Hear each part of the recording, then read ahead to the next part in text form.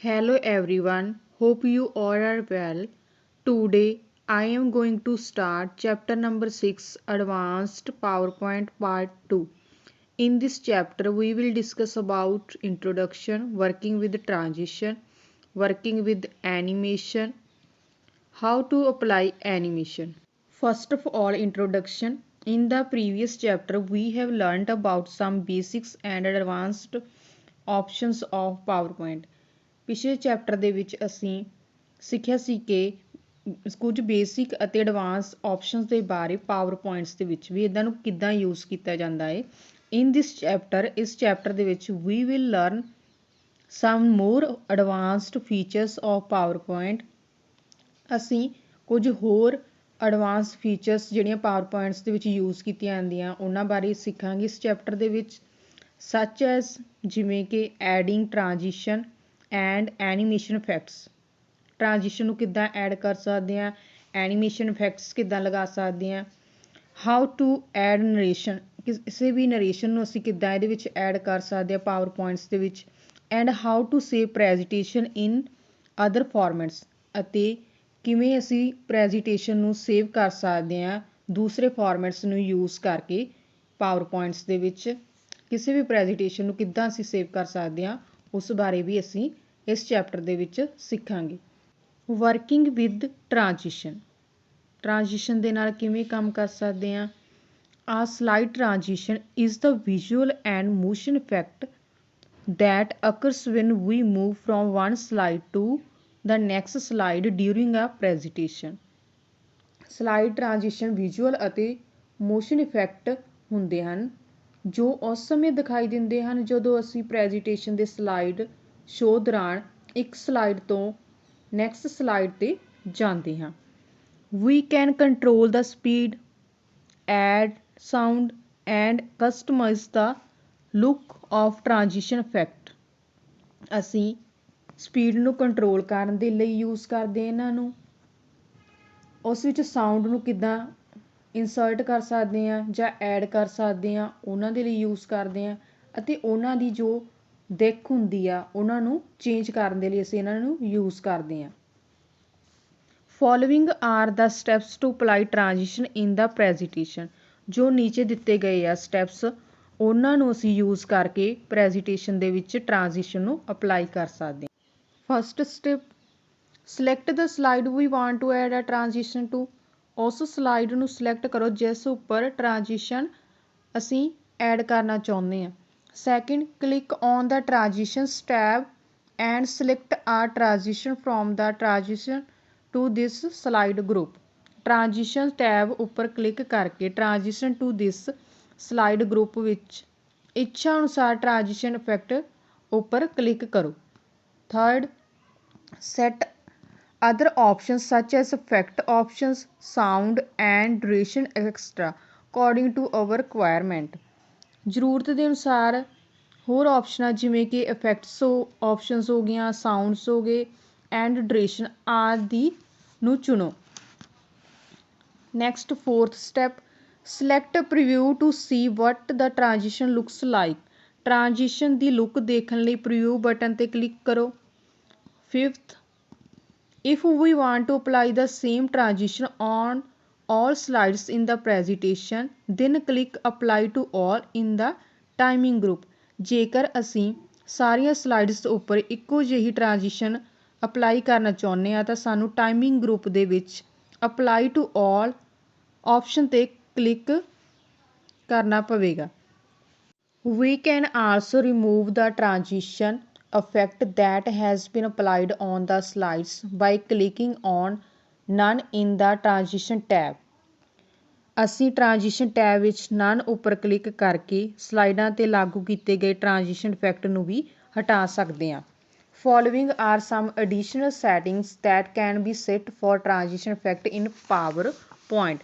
ਹੇਠਾਂ ਕੁਝ ਹੋਰ ਵਾਧੂ ਸੈਟਿੰਗਸ ਦਿੱਤੀਆਂ ਗਈਆਂ ਹਨ ਪਾਵਰ ਪੁਆਇੰਟਸ ਵਿੱਚ ਟ੍ਰਾਂਜੀਸ਼ਨ ਇਫੈਕਟ ਲਈ ਸੈੱਟ ਕੀਤੀਆਂ ਜਾ ਸਕਦੀਆਂ ਹਨ।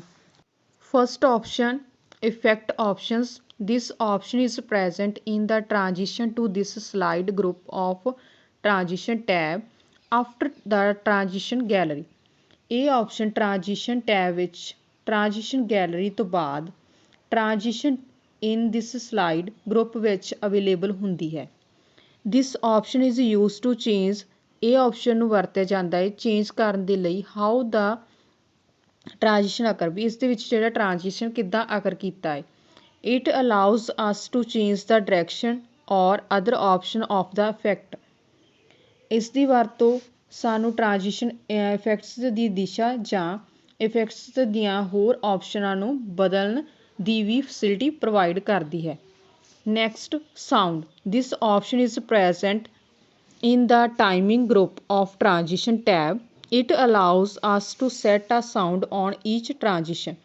ਇਸ ਆਪਸ਼ਨ ਦੀ ਵਰਤੋਂ ਟ੍ਰਾਂਜੀਸ਼ਨ ਟੈਬ ਦੇ ਟਾਈਮਿੰਗ ਗਰੁੱਪ ਵਿੱਚ ਅਵੇਲੇਬਲ ਹੁੰਦੀ ਹੈ। ਇਸ ਦੀ ਮਦਦ ਨਾਲ ਅਸੀਂ ਹਰ ਟ੍ਰਾਂਜੀਸ਼ਨ ਉੱਪਰ ਸਾਊਂਡ ਸੈੱਟ ਕਰ ਸਕਦੇ ਹਾਂ।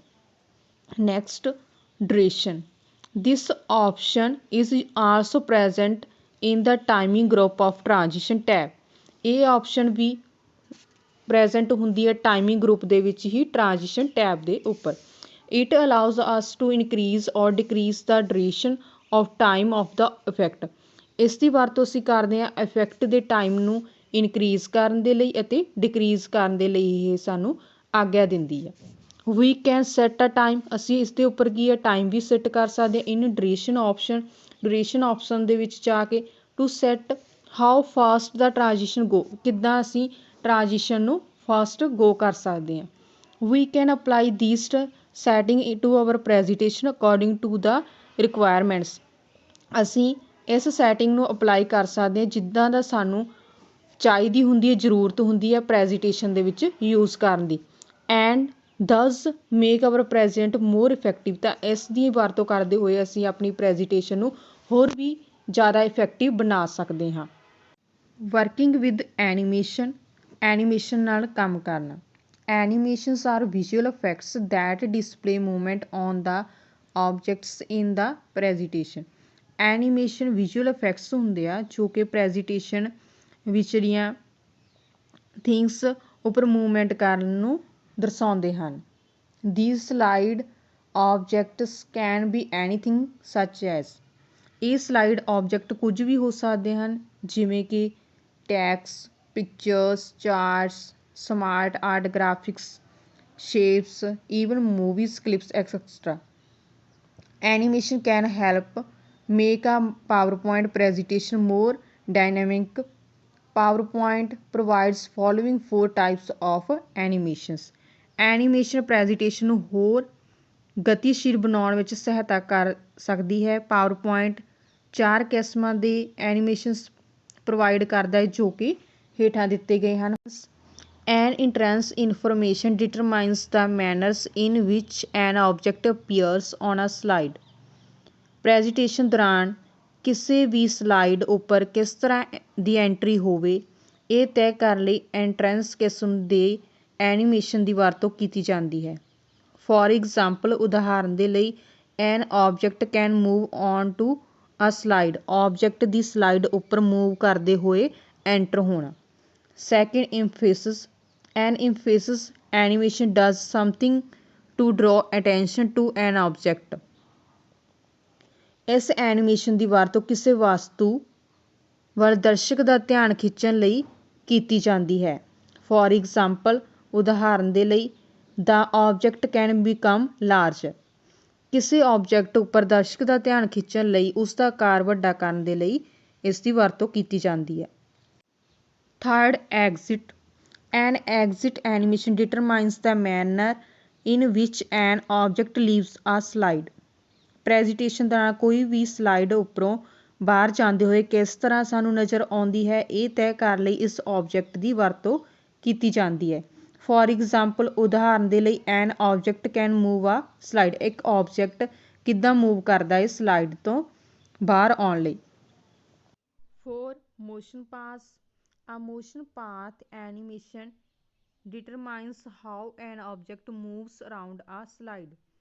ਮੋਸ਼ਨ ਪਾਥ ਐਨੀਮੇਸ਼ਨ ਨੂੰ ਨਿਰਧਾਰਤ ਕਰਦੇ ਹਨ ਕਿ ਕੋਈ ਵੀ ਜਿਹੜੀ ਸਲਾਈਡ ਆ ਕਿਸ ਤਰ੍ਹਾਂ ਸਲਾਈਡ ਦੇ ਆਲੇ ਦੁਆਲੇ ਘੁਮਾਉਂਦੇ ਹਨ। ਫॉर ਐਗਜ਼ਾਮਪਲ, ਉਦਾਹਰਨ ਦੇ ਲਈ, an object can move from left to right, ਇੱਕ ਆਬਜੈਕਟ ਨੂੰ ਕਿੱਦਾਂ ਅਸੀਂ ਖੱਬੇ ਤੋਂ ਸੱਜੇ ਪਾਸੇ ਲਿਜਾ ਸਕਦੇ ਹਾਂ। Next topic, how to apply animation. Animation ਨੂੰ ਅਸੀਂ ਕਿਵੇਂ ਅਪਲਾਈ ਕਰ ਸਕਦੇ ਹਾਂ। PowerPoint provides predefined collection of animation effects। PowerPoint ਜਿਹੜਾ ਸਾਨੂੰ ਪ੍ਰੋਵਾਈਡ ਕਰਦਾ ਹੈ ਪਹਿਲਾਂ ਤੋਂ ਹੀ ਨਿਰਧਾਰਿਤ ਹੁੰਦੇ ਹੈ ਜੋ ਕਿ collection of animation effects। This collection of animation effects is also known as animation scheme। ਜਿਹੜੇ ਇਹ ਸਾਰੇ collection of animation effect ਹੁੰਦੇ ਆ ਉਹਨਾਂ ਨੂੰ ਅਸੀਂ ਇੱਕ ਹੋਰ ਨੇਮ ਦੇ ਨਾਲ ਜਾਣਦੇ ਹਾਂ, ਐਨੀਮੇਸ਼ਨ ਸਕੀਮਸ ਦੇ ਨੇਮ ਦੇ ਨਾਲ। We can apply these predefined visual effect to slide object with a single click। ਅਸੀਂ ਇਹਨਾਂ ਪਰਿਭਾਸ਼ਿਤ ਵਿਜ਼ੂਅਲ ਇਫੈਕਟਸ ਨੂੰ ਇੱਕੋ ਕਲਿੱਕ ਦੇ ਨਾਲ ਹੀ ਸਲਾਈਡ ਆਬਜੈਕਟ 'ਤੇ ਅਪਲਾਈ ਕਰ ਸਕਦੇ ਹਾਂ। Following are the steps to apply these animations effects on the slide object। ਜੋ ਨੀਚੇ ਦਿੱਤੇ ਗਏ ਸਟੈਪਸ ਉਹਨਾਂ ਦੇ ਥਰੂ ਅਸੀਂ ਇਹਨਾਂ ਐਨੀਮੇਸ਼ਨ ਇਫੈਕਟਸ ਨੂੰ ਅਪਲਾਈਸ ਕਰ ਸਕਦੇ ਹਾਂ ਸਲਾਈਡ ਆਬਜੈਕਟਸ ਦੇ ਉੱਪਰ। First click on the animation tab. ਸਭ ਤੋਂ ਪਹਿਲਾਂ ਅਸੀਂ ਐਨੀਮੇਸ਼ਨ ਟੈਬ ਦੇ ਉੱਪਰ ਕਲਿੱਕ ਕਰਾਂਗੇ। Second, select the object. ਉਸ ਤੋਂ ਬਾਅਦ ਅਸੀਂ ਆਬਜੈਕਟ ਨੂੰ ਸਿਲੈਕਟ ਕਰਾਂਗੇ on which we want to apply animation scheme, ਜਿਹਦੇ ਉੱਪਰ ਅਸੀਂ ਐਨੀਮੇਸ਼ਨ ਸਕੀਮ ਨੂੰ ਅਪਲਾਈ ਕਰਨਾ ਚਾਹੁੰਦੇ ਹਾਂ। ਥਰਡ, ਇਨ ਦਾ ਐਨੀਮੇਸ਼ਨ ਗਰੁੱਪ। ਐਨੀਮੇਸ਼ਨ ਗਰੁੱਪ ਦੇ ਵਿੱਚ ਕਲਿੱਕ ਦਾ ਮੋਰ ਐਰੋ। ਮੋਰ ਐਰੋ ਦੇ ਉੱਪਰ ਅਸੀਂ ਕਲਿੱਕ ਕਰਾਂਗੇ ਜੋ ਕਿ ਸਾਨੂੰ ਬਟਨ ਦਿੱਤਾ ਗਿਆ ਹੈ more arrow button. To view the available animation, ਇਹਨਾਂ ਦੇ ਥਰੂ ਅਸੀਂ ਦੇਖ ਸਕਦੇ ਹਾਂ ਜੋ ਕਿ ਸਾਡੇ ਕੋਲ ਅਵੇਲੇਬਲ ਐਨੀਮੇਸ਼ਨਸ ਹੁੰਦੇ ਆ। ਫੋਰਥ, ਸਿਲੈਕਟ ਦਾ ਡਿਜ਼ਾਇਰ ਐਨੀਮੇਸ਼ਨ ਇਫੈਕਟ। ਅਸੀਂ ਆਪਣੀ ਇੱਛਾ ਦੇ ਅਨੁਸਾਰ ਸਿਲੈਕਟ ਕਰਾਂਗੇ ਐਨੀਮੇਸ਼ਨ ਇਫੈਕਟ ਨੂੰ। ਫੋਰ ਐਗਜ਼ਾਮਪਲ, ਉਦਾਹਰਨ ਦੇ ਲਈ ਅਪੀਅਰ ਔਰ ਫੇਡ ਔਰ ਫਲਾਈ ਇਨ ਐਕਸਟਰਾ। ਅਪੀਅਰ ਜਾਂ ਫੇਡ ਜਾਂ ਫਲਾਈ ਇਨ, ਇਹਨਾਂ ਦੇ ਵਿੱਚੋਂ ਤਿੰਨਾਂ ਦੇ ਵਿੱਚੋਂ ਅਸੀਂ ਇਹਨਾਂ ਨੂੰ ਇੱਕ ਨੂੰ ਅਪਲਾਈ ਕਰਾਂਗੇ। That we want to apply on the selected object. ਜਿਹੜਾ ਵੀ ਅਸੀਂ ਸਿਲੈਕਟਡ ਆਬਜੈਕਟ ਦੇ ਉੱਪਰ ਅਪਲਾਈ ਕਰਨਾ ਚਾਹੁੰਦੇ ਹਾਂ। Thank you students, have a nice day.